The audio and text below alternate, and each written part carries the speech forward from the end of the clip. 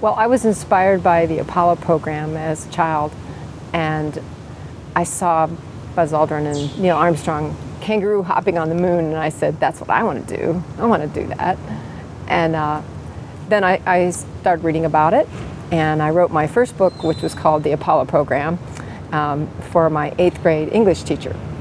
And I had read a lot about the program and said, this is actually real, and I think I'm going to be involved with this in the future. However, there were no women astronauts or flight controllers at that time.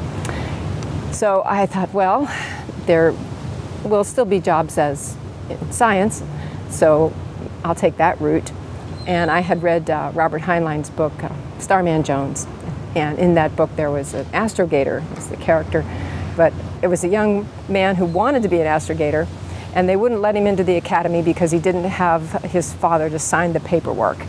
And it seemed silly at the time, but that was their requirement. And it wasn't his fault that his father had died and he didn't have anybody to sponsor him to the academy. So, but he had his father's books and he'd read them, and he had that knowledge in his head. He said, if that opportunity came along, I could take advantage and I could show them what I could do.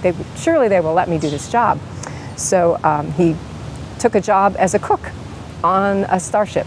And then, of course, because it was a story, the astrogator was killed, and they needed somebody to fly the ship, and he had the knowledge, and so he could take advantage and save the day. And I thought, well, maybe that's my path. There aren't any women, and they won't let me in because I'm a woman, but I can't help the fact that I'm a woman. But if I have that knowledge and through my education, and that opportunity comes along, then maybe I can take advantage of it. And so I went to college and I got my degree in physics, which is good general science and can lead into many other things. And I was the first woman in my family to get a college education, and I went to graduate school at Rice University, and I was planning to become an astronomer because there were some women astronomers, not many, but a few, like Vera Rubin, for instance. And I thought, oh, I'll do that. And then while I was at Rice, NASA was hiring people to be flight controllers, and they were encouraging women to apply. And I thought, hey, that's almost like an astrogator job. To figure out the attitude and pointing for the space shuttle, I could do that. I just have my physics training and orbital mechanics, and I think I can do that. So I applied, and I was fortunate enough to be hired by NASA, and I became one of the first 10 women flight controllers. So I tell kids when I go out and talk at schools that the job that you're going to have in the future might not even exist right now, but someday it will. And if you get that good general science education and go into some related field that you think you would enjoy, such as astronomy, which is what I was headed towards, then you'll be ready when that opportunity comes along. So when you were a mission controller, what period of shuttle flights did that cover? What were you involved with? I started out doing timelines, which is what the crew does when, and I became a flight activities officer. So I wrote contingency procedures, a phase of flight we call post-insertion, which is after the ascent, and then we are inserted into the orbit, so they call it post-insertion. And also I worked on deorbit preparations. So, and then we wrote the contingency procedures for what to do if things failed. And one of the procedures that I wrote was the loss of 2 Freon loops, deorbit prep. And this was one of those real disaster cases. Thank God we've never had to actually find out if those procedures would work. But we had something to try if it did. And that was part of it. But that particular contingency case became my first science fiction story. So I had a story in analog that those people that I worked with at NASA would recognize as the loss of 2 Freon loops, deorbit prep.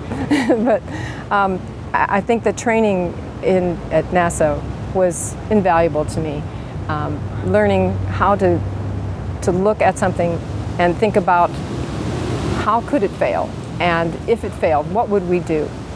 And always having a backup plan, always being prepared, sort of like the Boy Scouts motto. But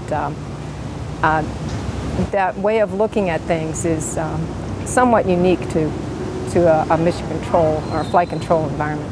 How many years were you with NASA?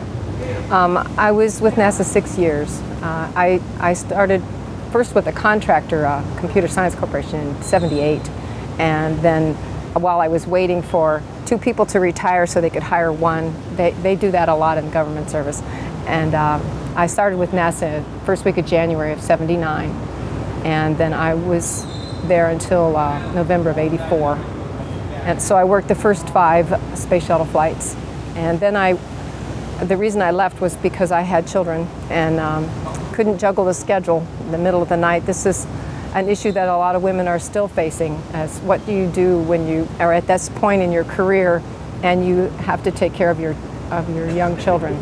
And my husband was also a flight controller, and we didn't have any family locally, so that was the only way we could figure out to deal with the problem, was for me to leave NASA and get a job with a contractor where I could have more normal hours than what were required in mission control. And I did that. I worked as a consultant for a number of years, and then I gradually was transitioning over to being a writer, and ended up being a full-time writer, which is what I do now.